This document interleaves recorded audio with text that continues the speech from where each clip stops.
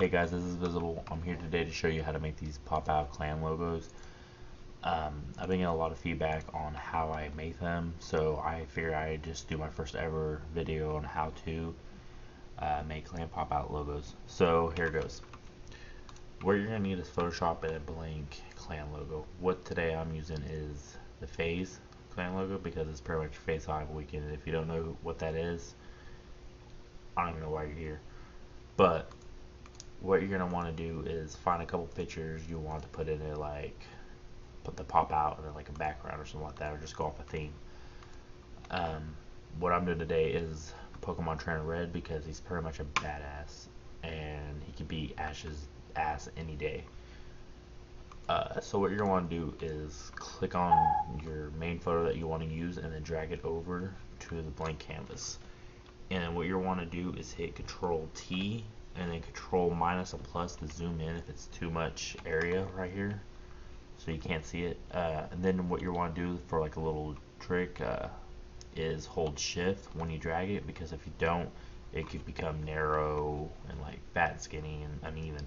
But if you hit shift and drag it, you can drag it wherever way you want, but it's going to be an even scale. So that's a little trick. But then you're just going to want to make it where it's pretty even and pretty good with the picture. So let's see here, let me zoom back in if I can hit the right buttons, I guess. Yeah, zoom back in. That looks about good right there. Then what you want to do is hit the either check or just hit enter. I usually just hit enter, I don't know why. Then what you want to do is copy this layer and then hide it, and go back to this one and kind of bring it down so it's see-through, so you can see the background. Because what we're going to do next is trim this so it's not so blotchy and everything. And also another thing is what you're going to want to do is create a clipping mask, because what that does is kind of just slap it on all of the parts that are open, not the background, so it's a little bit easier. And then you're going to bring this back down. And you can go over here to your tools and you can either use the magnetic or this one. This is the one I usually use. I find it like way faster. And then you're just gonna click, drag. Let's see here. Make my way around so I can do 2 trips. Let's see. And the more time you spend on this, the better it's gonna turn out, because fine edging the edges and stuff like that, even though I keep touching my screen thinking you guys are gonna see where I'm pointing at, but like more time you spend on getting like the details in, the better it's gonna look in the end, I guarantee it. But this one I'm just gonna kind of rush so you guys can get the ideal of it, so you guys can do it yourself. Let's see, and then you're gonna want to hit like delete or backspace and see how I kind of like took it out.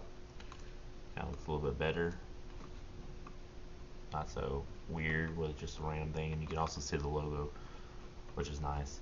What we're going to do is go back up here, click this so you can see it again, and then you're going to come over here and hit your eraser. And also, if you still have these lines up like this, you can't erase anything that's here, but you can erase what's in there, so it makes it a little bit easier, I guess, so you don't erase the wrong thing.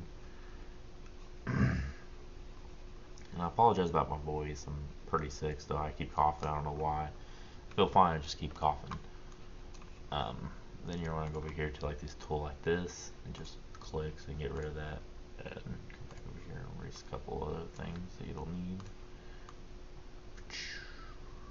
Alright, and you got that. Next, what you're going to want to do is add the background, you know, something like this. So yeah, like back here, you can kind of see it, kind of like blends in with the normal background. So that's what we're going to do next. So you go to your background that you chose and drag it over, like this, and you're going to zoom out so it's a little bit easier to see. And you're just going to scale it to, or you can scale it if you want, or you can just drag it to about where you want it. So about right there, looks nice. And then let's see here, drag it there so it clips it on there. Actually no. I want to make a copy of it. So the same thing. And then put that in the background. And then you're gonna put this one right there. And then you're gonna go there and click this. And what this does is pretty much burns it or kind of like fades it in. So I usually do that one. Then turn this down a little bit.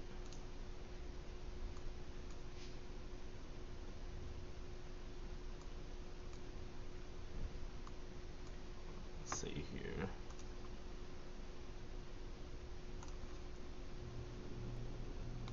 Alright guys, and then after that, after you get the change down, the background of the clan logo back down to like 35 is about good.